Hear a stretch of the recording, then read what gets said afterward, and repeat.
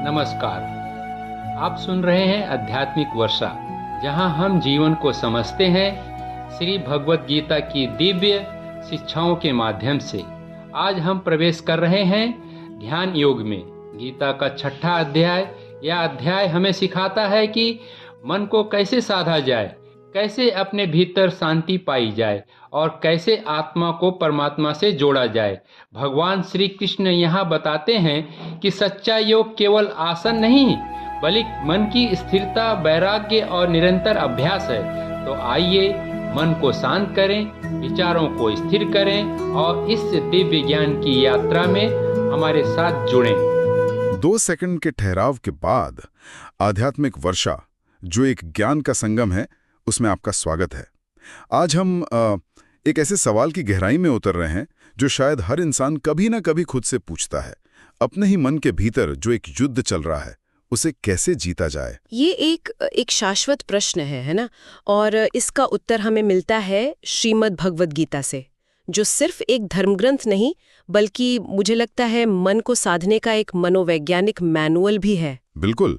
और इसी मैनुअल के अध्याय 6 में, जिसे आत्मसंयम योग या ध्यान योग भी कहते हैं, हाँ, उसी में श्री कृष्ण अर्जुन को और शायद हम सबको वो एक मास्टर टूल देते हैं जिससे मन को मित्र बनाया जा सकता है। हम आज उसी अध्याय के 24वें श्लोक पर गहराई से बात करेंगे। और मुझे लगता है ये समझना बहुत जरूरी है कि ये ज्ञान दिया कहाँ जा रहा है। सोचिए, कुरुक्षेत्र का मैदान है, 2 सेनाएं आमने सामने हैं और अर्जुन अपने ही प्रियजनों पर बाण चलाने की कल्पना से कांप रहे हैं। उनका मन, मतलब मोह, भ्रम और दुख के बवंडर में फंसा हुआ है। तो ये श्लोक सिर्फ अर्जुन के लिए नहीं है, ये हम सब के लिए है। आपने बिल्कुल सही संदर्भ स्थापित किया। श्री कृष्ण यहाँ अर्जुन को बाहरी युद्ध लड़ने से पहले अपने भीतर का युद्ध जीतने की तकनीक सिखा रहे हैं। और ये श्लोक उस तकनीक का, उस क्रियाविधि का कह सकते हैं कि हृदय है। तो आइए सुनते हैं उस मूल सूत्र को। जी, मैं इसका देवनागरी में पाठ करती हूँ, स्पष्ट, शुद्ध और लयबद्ध उच्चारण में।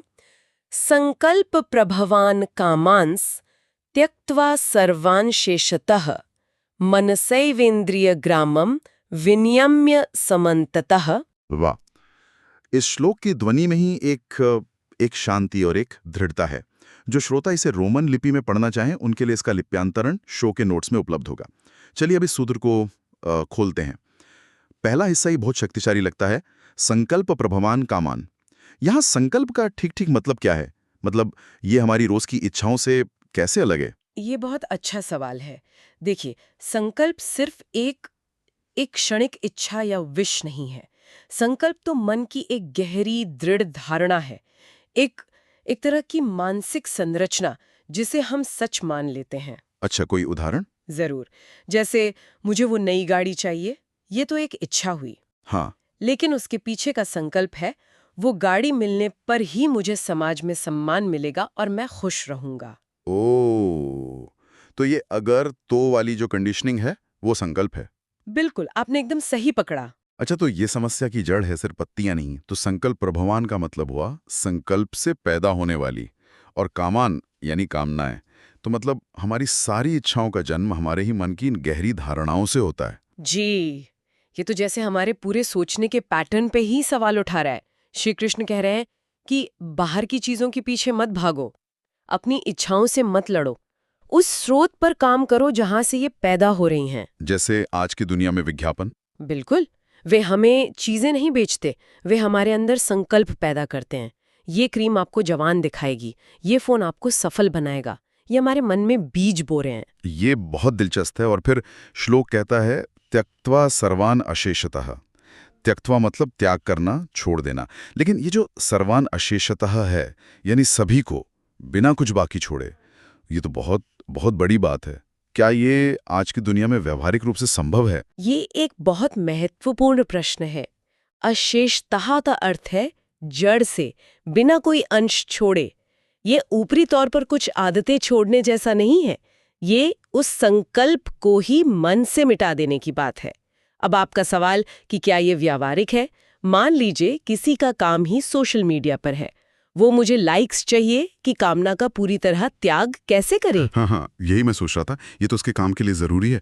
यहाँ श्री कृष्ण कर्म छोड़ने को नहीं कह रहे, वो कर्म फल से आसक्ति और उसके पीछे के संकल्प को छोड़ने की बात कर रहे हैं। तो सोशल मीडिया मैनेजर का संकल्प मुझे लाइक्स मेरी कीमत बताते हैं से बदलकर ये हो सकता है कि मैं अपना काम उत्कृष्टता से कर रहा हूं और लोगों से जुड़ रहा हूं। अच्छा, काम वही है, लेकिन भीतरी संकल्प बदल गया। त्याग बाहरी नहीं, मानसिक है। अशेषता का मतलब है कि उस पुराने दुख देने वाले संकल्प का कोई निशान बाकी न रहे। ये एक बहुत बड़ा मानसिक बदलाव है। ये सिर्फ इच्छाओं का दमन नहीं बल्कि उनका रूपांतरण है। तो पहली पंक्ति हमें बताती है कि क्या करना है।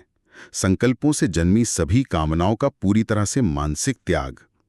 अब सवाल उठता है कैसे, और मुझे लगता है इसका जवाब दूसरी पंक्ति में है, जिसकी शुरुआत होती है मनसैव से। सही पकड़ा आपने।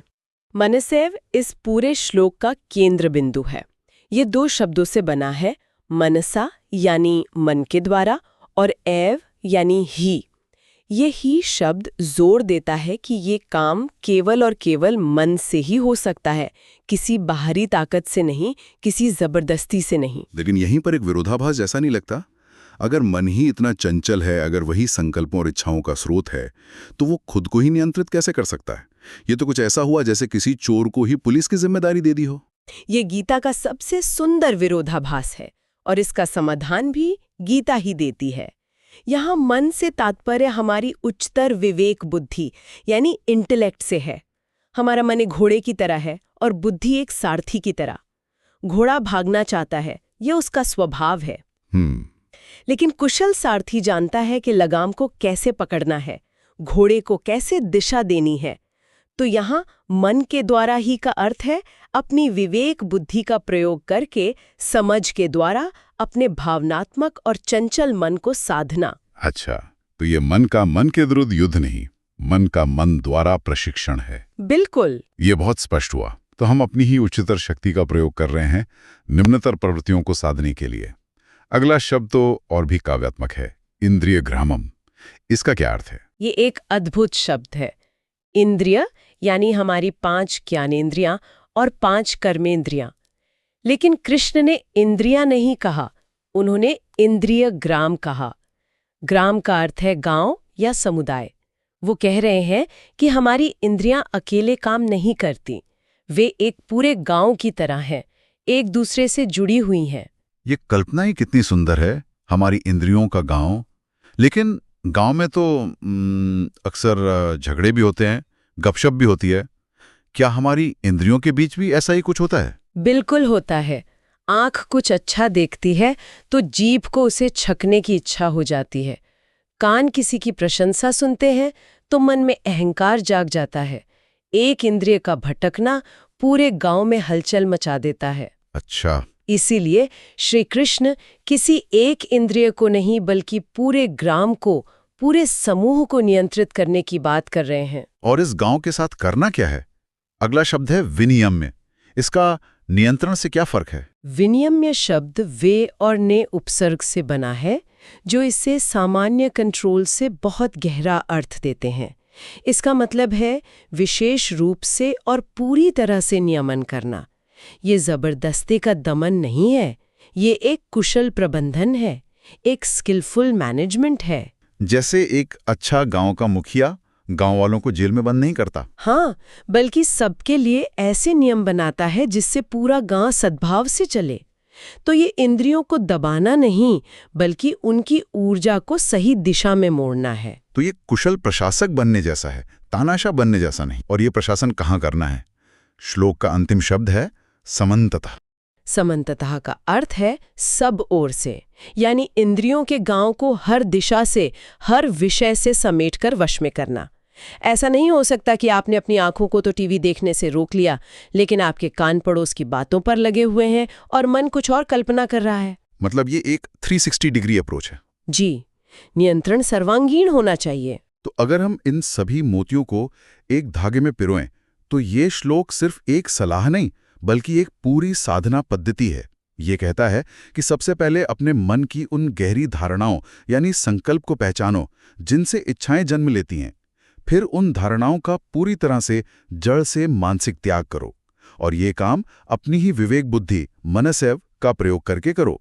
जिसके द्वारा तुम अपनी इंद्रियों के पूरे गांव इंद्रिय ग्रामम को जबरदस्ती नहीं बल्कि कुशलता से विनियम्य हर तरफ से समन्ततः समेट लो। आपने इसे बहुत खूबसूरती से सारगर्भित किया है। ये बाहर से भीतर की यात्रा है। समस्या का समाधान बाहरी वस्तुओं में नहीं बल्कि मन के प्रबंधन में है। जब जड़ यानी संकल्प पर काम कर लिया जाता है तो इच्छाओं की टहनियां अपने आप शांत हो जाती हैं। यही असली आत्मसंयम है। ये बाहरी विजय से पहले आंतरिक विजय का मार्ग है। हमने इस श्लोक की बनावट और इसके एक एक शब्द में छिपे गहरे अर्थ को तो समझा। ये वाकई एक अविश्वसनीय रूप से शक्तिशाली टूलकिट जैसा लगता है। बिल्कुल। और अब जब हमने इस कैसे को समझ लिया है कि ये प्रक्रिया काम कैसे करती है, तो अब आगे हम इसके और गहरे अर्थ, इसके पीछे छिपे हुए दर्शन और हमारे आज के इस आधुनिक भागदौड़ वाले जीवन में इसकी उपयोगिता की ओर बढ़ेंगे।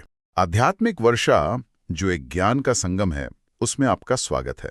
पिछले भाग में हमने इस श्लोक का संदर्भ और सरल भाव समझा था कि कैसे संकल्प से उत्पन्न होने वाली सभी कामनाओं को पूरी तरह त्याग कर मन के द्वारा ही इंद्रियों को हर ओर से नियंत्रित करना चाहिए। अब उसी आधार पर इसके गहरे अर्थ को समझते हैं। ये श्लोक सिर्फ एक लाइन नहीं है, ये तो मुझे लगता है मन को चलाने की एक पूरी यूजर मैनुअल जैसी है। बिल्कुल। और सबसे कमाल की बात यह कि सदियों से अलग अलग महान विचारकों ने इस एक ही लाइन को अपने अपने तरीके से देखा और समझाया। चलिए इस खजाने में और गहरे उतरते हैं। तो ये जानना मेरे लिए बहुत दिलचस्प है कि इस एक श्लोक को इतने अलग अलग नजरियों से देखा गया। मतलब इसमें ज्ञान का रास्ता भी है, भक्ति का भी और एक संतुलन का भी। शुरुआत ज्ञान मार्ग से करते हैं। ज्ञान की नजर से इस श्लोक को कैसे समझा गया है? बिल्कुल। जब हम ज्ञान मार्ग की बात करते हैं ना, तो सबसे पहले आदि शंकराचार्य का नाम आता है। उन्होंने इसे विशुद्ध ज्ञान के चश्मे से देखा। अच्छा। उनके लिए ये जो बात है संकल्प से उत्पन्न कामनाओं, इसका मतलब सिर्फ हमारी इच्छाएं नहीं है, अच्छा, बल्कि हमारे मन में लगातार चलने वाली प्लानिंग है। जैसे कल मुझे ये करना है या मुझे वो चीज हासिल करनी है। ये जो भविष्य की मानसिक दौड़ है ना, मतलब ये जो टू डू लिस्ट दिमाग में चलती रहती है, एकदम सही, वही संकल्प है। तो ये सिर्फ चाहत नहीं बल्कि मन का लगातार भविष्य में जीते रहना है। बिल्कुल। और शंकराचार्य कहते हैं कि इन इच्छाओं और योजनाओं का पूरी तरह से त्याग इसलिए जरूरी है क्योंकि यही वो धागे हैं जो मन को बाहरी दुनिया से बांध कर रखते हैं। जब तक मन बाहर की चीजों में सुख खोजता रहेगा, जब तक वो भविष्य की प्लानिंग में उलझा रहेगा, तब तक वो अपने असली स्वरूप को यानी आत्मा को कैसे पहचानेगा? सही बात है। आत्मा का अनुभव तो वो तो वर्तमान की गहरी शांति में होता है, भविष्य की दौड़ में नहीं। मेरे इच्छाओं का असली बीज संकल्प है और ज्ञान मार्ग कहता है कि उस बीज को ही खत्म कर दो। ये तो ऐसा हुआ जैसे पेड़ के पत्ते छांटने की बजाय आप उसकी जड़ को ही सुखा दें।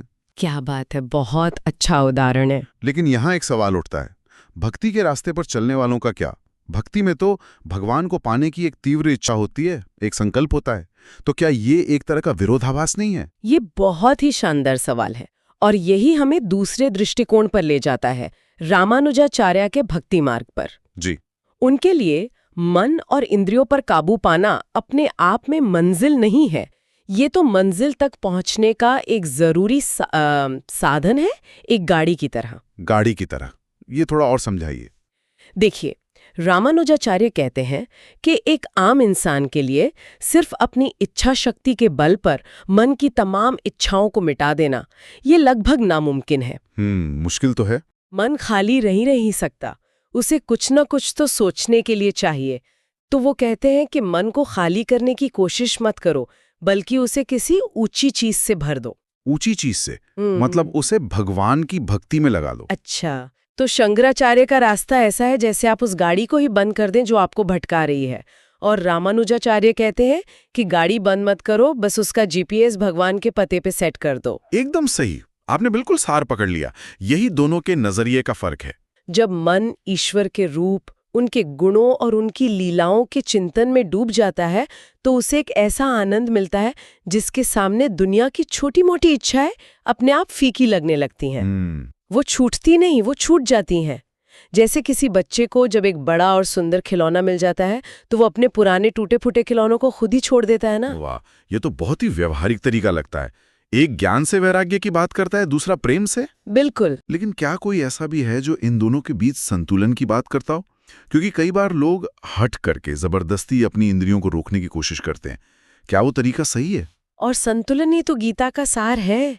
यहीं पर मध्वाचार्य का दृष्टिकोण बहुत महत्वपूर्ण हो जाता है। अच्छा। उन्होंने श्लोक के एक खास हिस्से पर बहुत जोर दिया, मनसा एव, जिसका अर्थ है मन के द्वारा ही।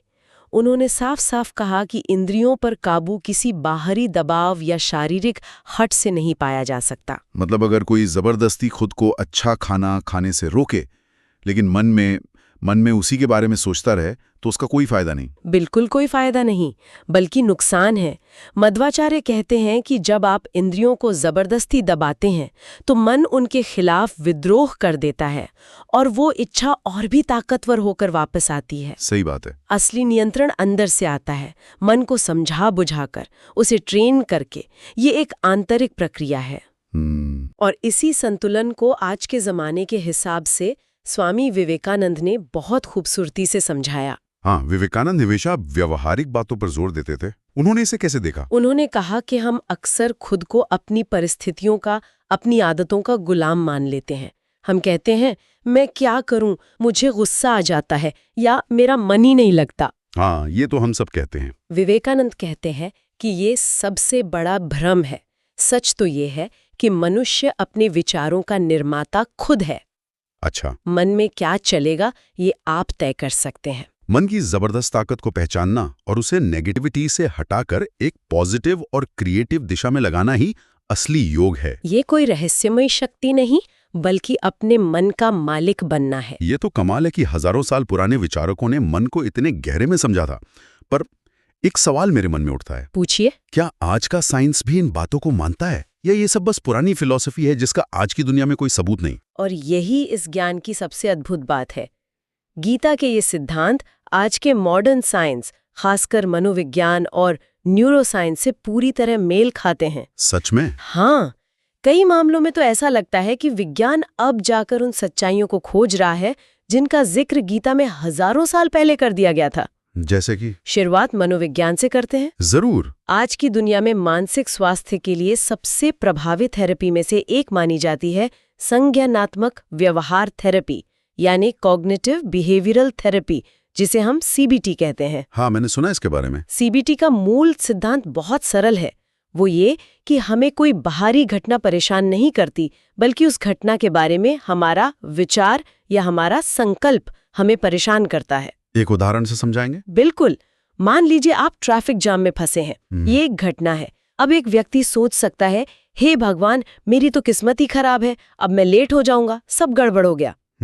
इस संकल्प या विचार से उसके अंदर गुस्सा, चिंता और तनाव पैदा होगा। वहीं दूसरा व्यक्ति सोच सकता है, ठीक है, जैम है, मैं तो कुछ कर नहीं सकता, चलो इस समय का इस्तेमाल कुछ अच्छा संगीत सुनने में करता हूँ। तो उसका संकल्प बदला? उसका संकल्प बदला तो उसकी भावनाएं और व्यवहार भी बदल गया। अरे, तो सीबीटी का सी यानी कॉग्निटिव मतलब विचार वही है जो गीता का संकल्प है। हजारों साल पहले ही ये बता दिया गया था कि तुम्हारी भावनाएं तुम्हारे संकल्पों से ही पैदा होती हैं। संकल्प प्रभवान कामाम। ये तो सच में एक आहा मोमेंट है। बिल्कुल। सीबीटी बस इसी नकारात्मक सोच के पैटर्न को पहचानना और उसे बदलना सिखाती है। गीता यही तो कह रही है, अपने संकल्पों के मालिक बनो। ये तो मन के सॉफ्टवेयर की बात हुई, लेकिन हमारे दिमाग के हार्डवेयर का क्या? आज की इस मल्टीटास्किंग और डिस्ट्रैक्शन वाली दुनिया में फोकस करना, एकाग्र होना सबसे बड़ी चुनौती है। बिल्कुल है। क्या इस श्लोक का ज्ञान हमारे ब्रेन पर भी कोई असर डालता है? सीधा और गहरा असर डालता है।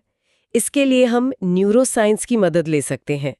एफएमआरआई जैसी एडवांस टेक्निकों से वैज्ञानिकों ने ये साबित किया है कि जब हम ध्यान या मेडिटेशन जैसी क्रियाएं करते हैं, जिनसे मन को साधने का अभ्यास होता है, हाँ, तो हमारे दिमाग की बनावट सचमुच बदलती है। इस प्रक्रिया को न्यूरोप्लास्टिसिटी कहते हैं। न्यूरोप्लास्टिसिटी, इसका मतलब ये हुआ कि हमारा दिमाग पत्थर की लकीर नहीं है, उसे बदला जा सकता है। ठीक वैसे ही जैसे हम कसरत करके अपनी बॉडी बदलते हैं। एकदम सही एनालॉजी है। कसरत से मांसपेशियां मजबूत होती हैं और ध्यान से दिमाग के कुछ हिस्से। हमारे मस्तिष्क का एक हिस्सा है प्री फ्रंटल कॉर्टेक्स। ओके। जो हमारी सोच समझ, इच्छा शक्ति और सही गलत का फैसला करने का केंद्र है। आप इसे अपने दिमाग का सीईओ समझ सकते हैं। दिमाग का सीईओ दिलचस्प है। हाँ, और शोध बताते हैं कि ध्यान करने से ये सीईओ और ज्यादा मजबूत और समझदार हो जाता है। अच्छा, ध्यान से इस अमेग्डला की हाइपर एक्टिविटी कम हो जाती है। तो मतलब आपका सीईओ शांत हो जाता है और आपकी इमोशनल टीम को बेहतर तरीके से मैनेज कर पाता है। बिल्कुल। हार्वर्ड, स्टैनफोर्ड जैसी बड़ी बड़ी यूनिवर्सिटीज में माइंडफुलनेस पर हो रहे शोध इसी बात की पुष्टि कर रहे हैं। ये कोई जादू नहीं, ये हमारे दिमाग का विज्ञान है। तो मन पर नियंत्रण, जिससे मिलती है बेहतर एकाग्रता, और इन सब का आखिरी नतीजा है शांति, एक अंदरूनी शांति। क्या विज्ञान इस बात को भी मानता है कि इस अंदरूनी शांति का असर हमारे शरीर और हमारे समाज पर भी पड़ता है? हाँ, और ये कनेक्शन बहुत सीधा है। इसे हम 2 स्तरों पर देख सकते हैं। पहले, शारीरिक स्तर पर, जब हमारी इंद्रियां और मन लगातार बाहर की ओर भागते हैं, जैसे जरूरत से ज्यादा खाना, घंटों तक बेवजह स्क्रीन देखना, या कोई भी तरह का अतिभोग। बिल्कुल, तो हमारा नर्वस सिस्टम हर समय एक फाइट या फ्लाइट मोड में रहता है। तनाव के हार्मोन्स बढ़ जाते हैं, जिससे शरीर की बहुत सारी ऊर्जा बर्बाद होती है। और जब हम इंद्रियों पर नियंत्रण करते हैं, तब हमारा nervous system rest and digest mode में आता है। शरीर शांत होता है, ऊर्जा बचती है और बीमारियों से लड़ने की ताकत बढ़ती है। शरीर स्वस्थ होता है और मन अपने आप शांत हो जाता है। अब आते हैं सामाजिक स्तर पर। समाज शास्त्र हमें बताता है कि जो इंसान आत्मनियंत्रित होता है, वो समाज के लिए एक संपत्ति होता है। ऐसा व्यक्ति आवेग में आकर, गुस्से में आकर फैसले नहीं लेता। सही बात है, वो सोच समझकर तर्क से फैसला लेता है। बिल्कुल। इससे उसके पारिवारिक रिश्ते, ऑफिस के संबंध और समाज के साथ उसका व्यवहार, सब में एक हार्मनी बनी रहती है। ये तो है। अब एक पल के लिए सोचिए, हमारे समाज में ज्यादातर समस्याएं, चाहे वो रोड रेज हो, ऑफिस की पॉलिटिक्स हो या बड़े बड़े अपराध, कहाँ से शुरू होती हैं? अनियंत्रित मन और बेलगाम इंद्रियों से ही तो ये कहना गलत नहीं होगा कि व्यक्तिगत शांति से ही सामाजिक शांति का रास्ता खुलता है। एक एक व्यक्ति का मन शांत होगा, तभी तो पूरा समाज शांत होगा। ये सब समझना बहुत एनलाइटनिंग है कि कैसे एक व्यक्ति का आत्मनियंत्रण पूरे समाज पर असर डाल सकता है। पर हम सब जानते हैं कि समझना और करना, ये 2 अलग-अलग बातें हैं। हाँ, असली चुनौती तो वही है। असली चुनौती तो इसे अपनी रोजमर्रा की जिंदगी में उतारने की है। लेकिन ये श्लोक केवल समझने के लिए नहीं है। असली बात यह है कि इसे जीवन में कैसे उतारा जाए, इस ज्ञान को अपनी रोजमर्रा की जिंदगी का हिस्सा कैसे बनाया जाए।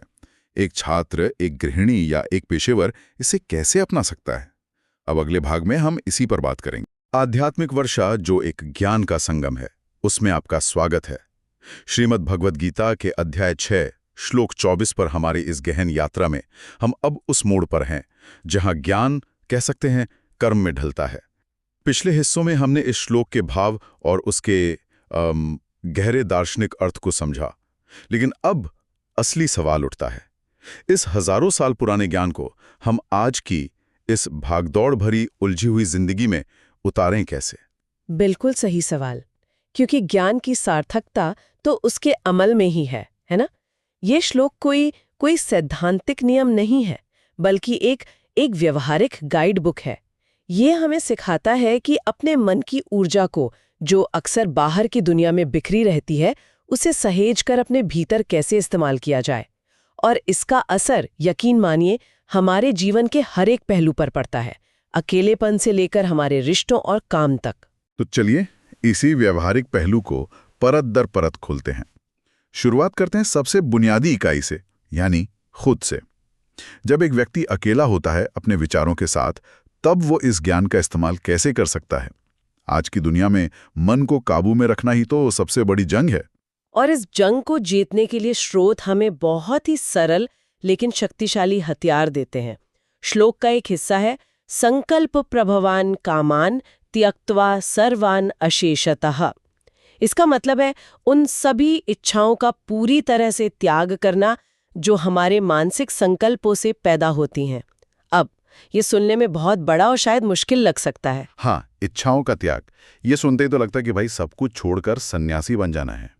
क्या वाकई इसका मतलब यही है? कहते हैं कि दिन में बस 10-15 मिनट शांत बैठकर अपनी सांसों पर ध्यान दें, तो वो असल में इसी त्याग का अभ्यास करवा रहे होते हैं। हर बार जब आपके मन में कोई विचार, कोई इच्छा या कोई योजना उठती है और आप उसे पकड़ने के बजाय उसे बस देखकर जाने देते हैं, बस वही त्याग का एक छोटा सा क्षण है। ये 15 मिनट दिन भर के 24 घंटों के लिए इसी छोड़ने की कला की ट्रेनिंग है। ये तो बहुत दिलचस्प नजरिया है। मतलब ध्यान सिर्फ मन शांत करने के लिए नहीं, बल्कि इच्छाओं के पैटर्न को समझने और उनसे एक दूरी बनाने का अभ्यास है। लेकिन क्या सिर्फ 15 मिनट का अभ्यास किसी के सालों पुराने गुस्से या चिंता के पैटर्न को वाकई बदल सकता है? ये सुनने में थोड़ा आसान लगता है, पर करने में उतना ही मुश्किल। आपका संदेह बिल्कुल जायज है। ये एक दिन में नहीं होता। ये एक मांसपेशी बनाने जैसा है, रोज अभ्यास करना पड़ता है। यहीं पर श्लोक का दूसरा हिस्सा काम आता है, मनस्येवेन्द्रियग्रामं विनियम्य समन्ततः, यानी मन से ही इंद्रियों के समूहों को हर ओर से अच्छी तरह वश में करके। यहाँ वश में करने का मतलब दमन करना या दबाना नहीं है, बल्कि उन्हें सही दिशा देना है। जैसे हम एक बेलगाम घोड़े को मारते नहीं, बल्कि उसकी लगाम पकड़कर उसे सही रास्ते पर ले जाते हैं। इसका कोई रोजमर्रा की जिंदगी से जुड़ा उदाहरण दे सकते हैं? बिल्कुल। आज की ये जो मल्टीटास्किंग की दुनिया है, उसे ही ले लीजिए। हम खाना खाते हुए फोन चला रहे होते हैं, काम करते हुए सोशल मीडिया देख रहे होते हैं। हमारी इंद्रियां, आंखें, कान, मन सब अलग अलग दिशाओं में भाग रही होती हैं। एकाग्रता का अभ्यास, यानी एक समय में एक ही काम करना, इसी श्लोक का व्यावहारिक रूप है। जब आप भोजन कर रहे हैं तो अपना पूरा ध्यान सिर्फ भोजन के रंग पर, उसकी सुगंध और उसके स्वाद पर लाइए। ये इंद्रियों को मन के द्वारा एक जगह केंद्रित करना है। इससे न केवल काम की गुणवत्ता सुधरती है, बल्कि मन भी शांत और नियंत्रित महसूस करता है। तो ये अपने आप में ही एक तरह का ध्यान हो गया।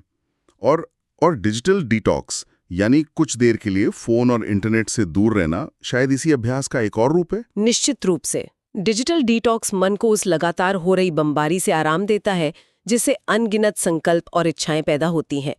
ये उस शांत जगह को बनाने जैसा है जहां आप अपने असली विचारों और जरूरतों को सुन सकें। ठीक है, तो ये सब अपने मन को साधने के लिए तो बहुत कारगर है। लेकिन जैसे ही हम अपने परिवार में, अपने रिश्तों के बीच जाते हैं, तो समीकरण बदल जाता है। वहां सिर्फ हमारा मन नहीं, दूसरों की भावनाएं, उनकी प्रतिक्रियाएं भी शामिल होती हैं। एक नियंत्रित मन इस बाहरी उथल-पुथल को कैसे संभालता है? ये बहुत ही महत्वपूर्ण सवाल है, क्योंकि अध्यात्म का असली परीक्षण एकांत में नहीं, संबंधों में होता है। जब हमारा मन शांत और हमारे नियंत्रण में होता है, तो हम बाहरी घटनाओं पर तुरंत प्रतिक्रिया नहीं करते हैं। हम एक पॉज बटन दबाना सीख जाते हैं। किसी ने कुछ कहा और हमें गुस्सा आया, तो पुराने पैटर्न के हिसाब से हम तुरंत पलटकर जवाब देंगे। लेकिन एक नियंत्रित मन हमें एक पल रुककर सोचने का मौका देता है। क्या इस पर प्रतिक्रिया करना जरूरी है? क्या इससे स्थिति बेहतर होगी? ज्यादातर मामलों में जवाब नहीं होता है। अगर पति पत्नी के रिश्ते की बात करें तो ये कैसे काम करता है? अक्सर होता है कि एक साथी ज्यादा शांत और समझदार होने की कोशिश करता है, पर दूसरा नहीं। क्या इससे रिश्ते में एक नया असंतुलन पैदा नहीं हो जाता? ये एक आम धारणा है, लेकिन होता इसका ठीक उल्टा है। जब एक साथी प्रतिक्रिया देना बंद कर देता है, तो वो झगड़े के चक्र को तोड़ देता है। झगड़े के लिए दो लोगों की ऊर्जा चाहिए। अगर एक अपनी ऊर्जा खींच ले, तो दूसरा कब तक अकेले बहस करेगा? शुरुआत में शायद अजीब लगे, लेकिन धीरे धीरे दूसरे साथी को भी यह एहसास होता है कि उसकी नकारात्मकता को सामने से कोई ऊर्जा नहीं मिल रही है। और इसके अलावा जब हम स्वार्थी इच्छाओं से, यानी सिर्फ मैं क्या चाहता हूं से ऊपर उठकर हम क्या चाहते हैं पर ध्यान देते हैं, तो रिश्ते में समर्पण और प्रेम की गहराई अपने आप बढ़ जाती है। और घर की धुरी, यानी महिलाओं के लिए ये ज्ञान कैसे विशेष रूप से सहायक हो सकता है? चाहे वो एक माँ हो, पत्नी हो या बेटी, अक्सर घर का जो भावनात्मक तापमान है वो उन्हीं पर निर्भर करता है। आपने बिल्कुल सही कहा, और इसीलिए स्रोत में महिलाओं के लिए इस ज्ञान को बहुत महत्वपूर्ण बताया गया है। एक कहावत है, अगर घर की स्त्री का मन शांत है तो पूरे परिवार में शांति रहती है। एक गृहिणी जो दिन भर अनगिनत काम करती है, अगर उसका मन शांत है तो वो हर काम को बोझ समझकर नहीं, बल्कि प्रेम से करेगी, और उसकी ये सकारात्मक ऊर्जा पूरे घर में फैलेगी। स्रोत में एक बहुत सुंदर अनुभव साझा किया गया है। एक महिला ने जो अपने बच्चों पर बहुत चिल्लाती थी, बस रोज 15 मिनट चुपचाप बैठना शुरू किया। कुछ ही हफ्तों में उसने पाया कि उसका धैर्य बढ़ गया है और उसका चिल्लाना लगभग बंद हो गया है, जिससे घर का माहौल ही बदल गया। और वो महिलाएं जो घर और ऑफिस दोनों की जिम्मेदारियां संभाल रही हैं, उनके लिए तो ये शांत बैठना एक और काम की तरह लग सकता है। मैं समझ सकती हूँ, लेकिन उनके लिए ये एक काम नहीं, बल्कि एक टूल है, एक हथियार है। मन पर नियंत्रण उन्हें एक बहुत जरूरी कला सिखाता है, मानसिक रूप से दरवाजा बंद करना। जब वे ऑफिस से घर आती हैं, तो वे ऑफिस के तनाव और चिंताओं को बाहर ही छोड़कर आती हैं, और जब वे ऑफिस में होती हैं, तो घर की चिंताएं उनके काम पर हावी नहीं होती। ये ज्ञान उन्हें बोझ नहीं देता, बल्कि उनके बोझ को हल्का करता है। ये तो हुई बड़ा की बात, पर क्या ये ज्ञान हम बच्चों तक भी पहुंचा सकते हैं? उनकी भाषा में, उनके तरीके से? उन्हें इच्छाओं का त्याग जैसी भारी बातें कैसे समझाएं? बिल्कुल, और उन्हें सिखाना बहुत जरूरी है। बच्चों को ये खेल खेल में सिखाया जा सकता है। स्रोत में मन के रिमोट कंट्रोल का एक बहुत प्यारा उदाहरण दिया गया है। मन का रिमोट कंट्रोल, ये क्या है? हम बच्चों को सिखा सकते हैं कि जैसे टीवी का रिमोट हमारे हाथ में होता है और हमें कोई चैनल पसंद नहीं आता तो हम उसे बदल देते हैं, ठीक वैसे ही हमारे मन का रिमोट भी हमारे ही हाथ में है। अगर मन में गुस्से वाला या उदासी वाला चैनल चल रहा है, तो हम अपनी मर्जी से उसे बदलकर खुशी वाला या खेल वाला चैनल लगा सकते हैं। मतलब अगर गुस्सा वाला कार्टून चल रहा है तो उसे बदलकर कोई मजेदार शो लगा दो। बिल्कुल, ये सरल सा रूपक उन्हें ये शक्तिशाली एहसास देता है कि मैं अपने विचारों का गुलाम नहीं, मालिक हूँ। उन्हें ये सिखाना कि वे अपने इमोशंस को चुन सकते हैं, ये उनके पूरे जीवन के लिए एक अनमोल तोहफा है। ये वाकई बहुत शक्तिशाली विचार है। मन का रिमोट हमारे हाथ में है। चलिए अब इस रिमोट को घर से ऑफिस लेकर चलते हैं। दफ्तर का माहौल, टारगेट का दबाव, कंपटीशन, ऑफिस पॉलिटिक्स, ये तो मन के लिए एक युद्ध का मैदान है। ये सिद्धांत वहां कितना कारगर है? आज के कॉर्पोरेट जगत में शायद इसकी सबसे ज्यादा जरूरत है। इसका सबसे पहला और सीधा फायदा है नैतिकता। जब मन नियंत्रित होता है और हम अपनी इच्छाओं के दास नहीं होते, तो लालच, ईर्ष्या और छल कपट जैसे भाव हम पर हावी नहीं हो पाते। व्यक्ति शॉर्टकट लेने के बजाय सही रास्ते पर चलता है, जिससे एक स्वस्थ और सकारात्मक वर्क कल्चर बनता है। लेकिन एक बहुत ही प्रतिस्पर्धी माहौल में क्या थोड़ा बहुत लालच या आगे बढ़ने की अंधी दौड़ जरूरी नहीं है? कि ये ज्ञान हमें धीमा और कमजोर तो नहीं बना देगा? ये एक बहुत बड़ा भ्रम है। ये ज्ञान हमें महत्वाकांक्षा और अंधी दौड़ के बीच का फर्क सिखाता है। महत्वाकांक्षा बुरी नहीं है, लेकिन जब वो संतुष्टि को खत्म कर दे तो वो एक रोग बन जाती है। स्रोत बताते हैं कि कई लोग सफल तो हो जाते हैं, पर भीतर से खोखले और असंतुष्ट रहते हैं। ये श्लोक हमें सफलता के साथ साथ आंतरिक संतुष्टि का भी अनुभव कराता है। हम मंजिल पर पहुंचने की प्रक्रिया का भी आनंद लेना सीखते हैं, न कि बस अगली मंजिल के पीछे भागते रहते हैं। यही असली सफलता है। और एक लीडर या मैनेजर की भूमिका में ये गुण कितना महत्वपूर्ण हो जाता है? एक लीडर के लिए तो यह अनिवार्य है। सोचिए, जब कोई संकट आता है और पूरी टीम घबराई हुई होती है, तब उन्हें एक ऐसे लीडर की जरूरत होती है जिसका मन शांत और स्थिर हो। एक स्थिर मन वाला लीडर ही तर्कसंगत और निष्पक्ष निर्णय ले सकता है। उसका शांत स्वभाव ही उसकी टीम के लिए सबसे बड़ा संबल बनता है। वो डर नहीं, बल्कि भरोसा पैदा करता है। उसकी स्थिरता ही उसकी सबसे बड़ी ताकत बन जाती है। तो हमारी अपनी मानसिक शांति से लेकर हमारे परिवार के सुकून और हमारे काम की सफलता तक, ये एक श्लोक वाकई जीवन के हर पहलू का एक पूरा खाका पेश करता है। अगर इस पूरी बातचीत का सार एक पंक्ति में समेटना हो, तो वो क्या होगा? इस श्लोक की सबसे बड़ी सीख यही है, मन जहां जुड़ता है वही जीवन की दिशा तय करता है। अगर मन सही जगह जुड़ जाए तो जीवन अपने आप संतुलन सीख लेता है। बहुत खूब। आज की इस चर्चा से एक विचार जो सुनने वाले अपने जीवन में तुरंत अमल में ला सकते हैं, वो है दिन में किसी भी समय बस 5 मिनट के लिए रुकें, बिना किसी उद्देश्य के, और बस अपने विचारों को एक दर्शक की तरह देखें। जज किए बिना बस देखें कि मन कहाँ-कहाँ भाग रहा है, क्या-क्या सोच रहा है। सिर्फ ये जागरूकता, ये साक्षी भाव ही बदलाव की पहली और सबसे महत्वपूर्ण सीढ़ी है। हम विनम्रतापूर्वक आग्रह करते हैं कि अगर आज की ये बातें किसी को थोड़ी भी अच्छी लगी हों या दिल को छू गई हों, तो इसे औरों तक भी पहुंचाएं ताकि समग्र मानवता को इसका लाभ मिल सके। अगले श्लोक की इस अद्भुत ज्ञान यात्रा में आपसे फिर जुड़ने की आशा रहेगी। ये जीवन मार्गदर्शन श्रीमद् भगवद गीता अध्याय 6 श्लोक 24 पर आधारित है। प्रस्तुति कैप्टन श्याम बहादुर चौहान द्वारा। इस प्रकार हमने जाना ध्यान योग का गहन रहस्य, जहाँ मन को मित्र बनाकर अभ्यास और वैराग्य के सहारे मनुष्य परम शांति और आत्मज्ञान की ओर बढ़ता है। भगवान श्री कृष्ण का यह संदेश हमें याद दिलाता है कि सच्चा योग वही है जो हमें भीतर से जोड़ता है, स्थिर करता है और जीवन को संतुलित बनाता है। यदि आपको यह प्रस्तुति उपयोगी लगी हो तो वीडियो को लाइक करें, शेयर करें और आध्यात्मिक वर्षा परिवार से जुड़ने के लिए चैनल को सब्सक्राइब करना न भूलें। हम फिर मिलेंगे गीता के अगले अध्याय के साथ। तब तक अपने मन को साधते रहें और आत्मा से जुड़े रहिए। जय श्री कृष्ण।